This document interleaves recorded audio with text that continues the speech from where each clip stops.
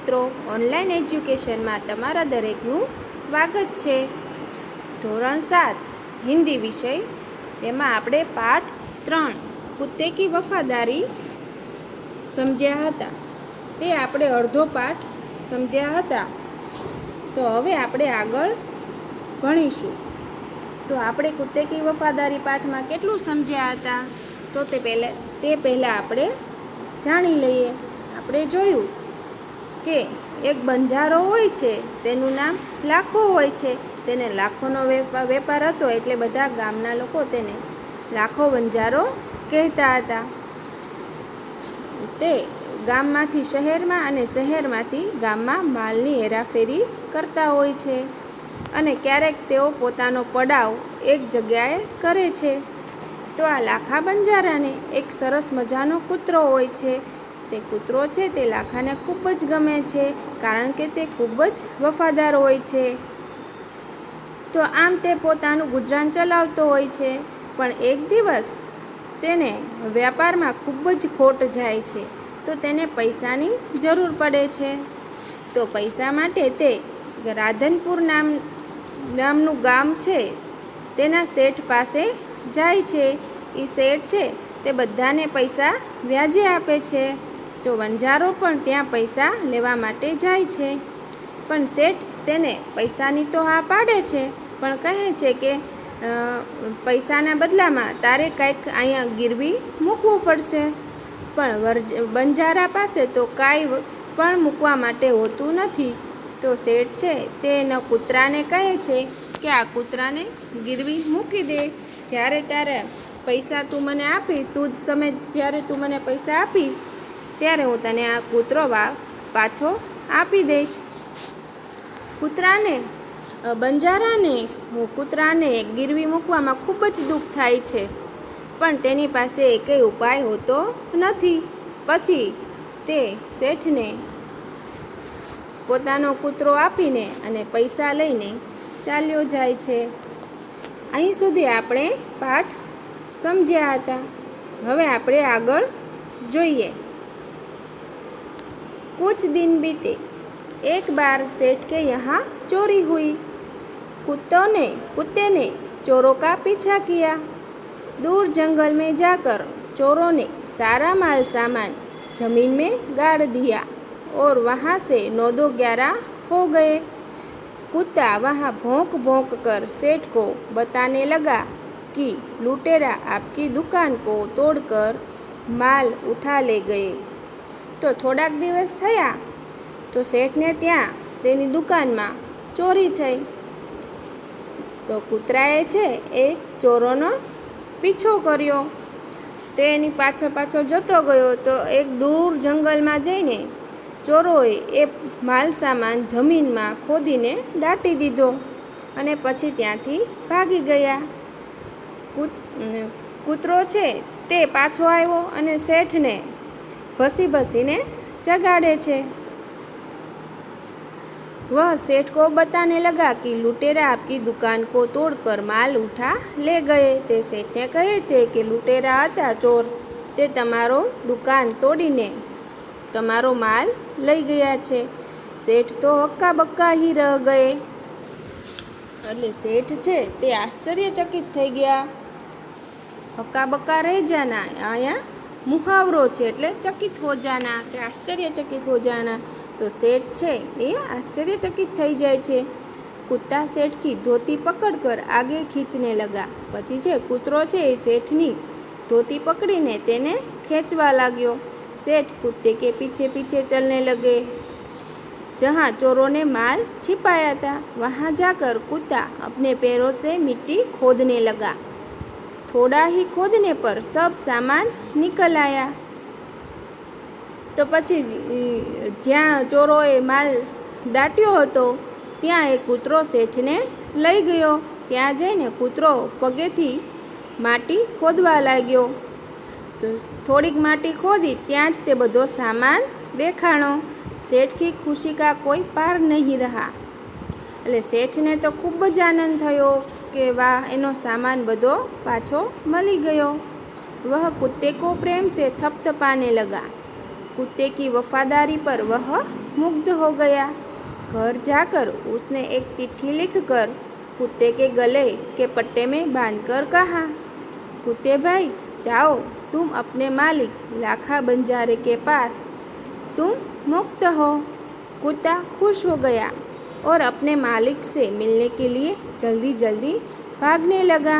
तो जो શેઠને એનો પોતાનો સામાન જે ચોરાઈ ગયો હતો તે કૂતરો તેને જંગલમાંથી ખોદેલો હોય છે તે કાઢીને પાછો આપે છે, એટલે શેઠ છે બહુ રાજી થઈ જાય છે કે આ કૂતરો કેટલો વફાદાર છે, અને તે ખુશ થઈને કૂતરાને મુક્ત કરી દે છે અને તેના ગળામાં એક ચિઠ્ઠી લખી દે છે અને કહે છે કે જા તું તારા શેઠ પાસે હવે વયો જા. ને કૂતરો છે એ તો બહુ ખુશ થઈ ગયો કે તેને પોતાના માલિક પાસે હવે જવા મળશે.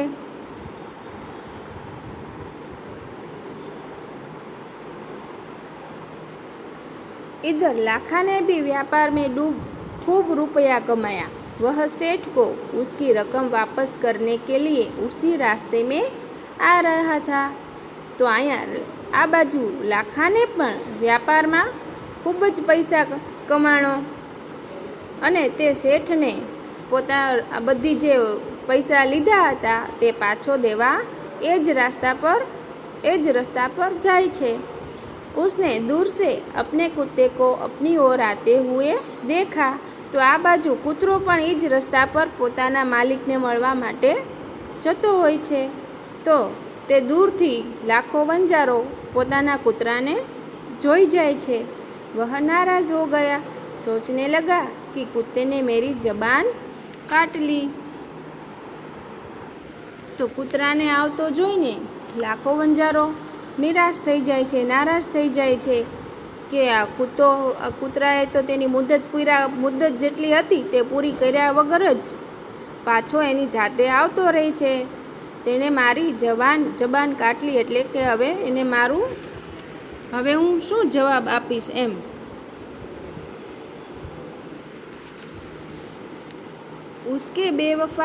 उसने बेवफाई की है, अब मैं सेठ को क्या मुंह दिखाऊंगा.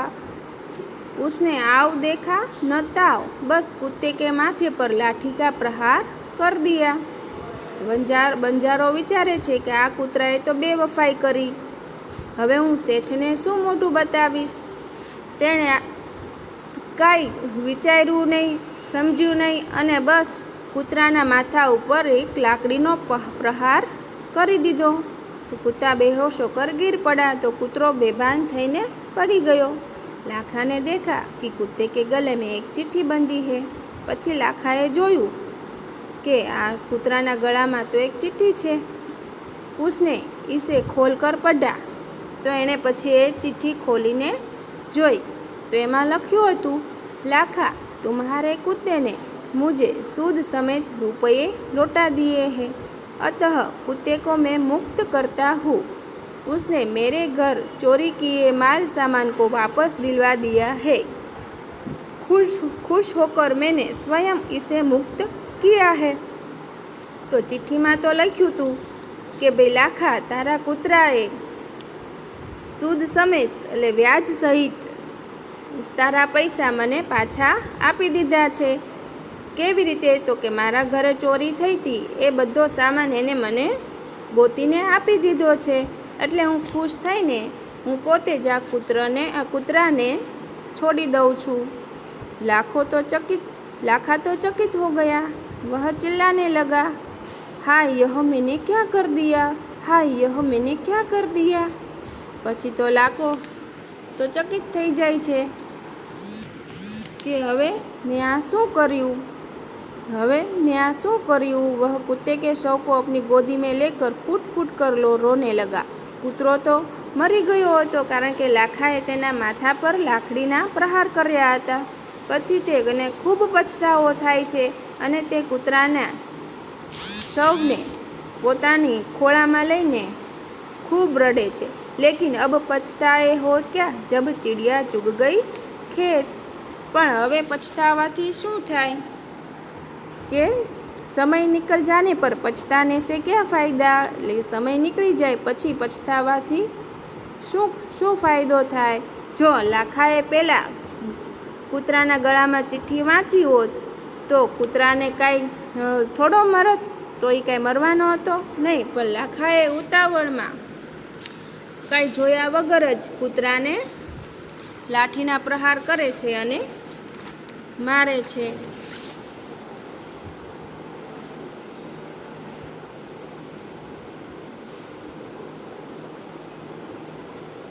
उसने उस वफादार कुत्ते की समाधि बनाई जो आज भी पाटन जिले के राधनपुर के तालाब के किनारे पर खड़ी है और उस कुत्ते की वफादारी की कथा संसार को सुना रही है. પછી લાખાને ખૂબ જ પછતાવો થયો અને પછી તેણે વફાદાર કૂતરાને નામની એક સમાધિ બનાવી જે આજે પણ પાટણ જિલ્લાના રાધનપુર ગામના तलाव पासे तलावना किनारे पर छे. और उस कुत्ते की वफादारी की कथा संसार को सुना रही है. એટલે જે લોકો પણ ત્યાં જાય છે તો તે લોકોને આ કૂતરાની વફાદારીની કહાની ખબર પડે છે કે આ સમાધિ કેવી રીતે બની છે.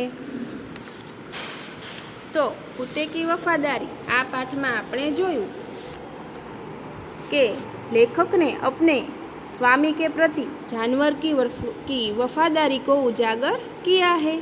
कभी कभी जल्दबाजी में काम करने से पछताने की नौबत आ जाती है. लेखक ने यह बात कुत्ते और बंजारे की इस कहानी के माध्यम से बताई है.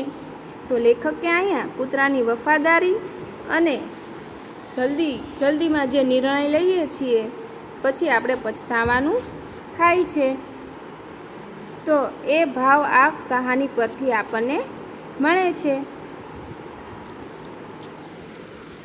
તો આ પાઠ અહીંયા પૂરો થાય છે. આ પાઠના આપણે શબ્દાર્થ જોઈ લઈએ. તેમાં છે સમાધિ એટલે સ્મારક, ચિહ્ન, વફાદાર એટલે સ્વામી ભક્ત, બંજારા તો એક વિચરતી જાતિ એટલે કે એક વિચરતી જાતિ જે એક જગ્યાએથી બીજી જગ્યાએ જાય છે. પડાવ તો યાત્રા મેં કુછ સમય કા ઠહરાવ એટલે તેઓ એક જગ્યાએથી બીજી જગ્યાએ જે યાત્રા કરે છે માલ સામાનની ફેરબદલ કરવામાં, વેચવામાં, ત્યારે તેઓ એક સમયમાં કે રાત રોકાણ માટે અમુક જગ્યાએ તેઓ રહે છે, તેને પડાવ કહે છે. લાદના તો કિસી કે ઉપર બહુત સી વસ્તુએ રખના. लुटेरा तो लूटने वाला. डाकू मिश्री यानी चीनी शक्कर એટલે ખાંડ. लोटाना यानी वापस आना. मुग्ध એટલે आसक्त, मोहित. सूद એટલે ब्याज. शव तो मृतदेह. गोद तो आंचल. खोलो गुजरातीમાં ખોળો કહે છે.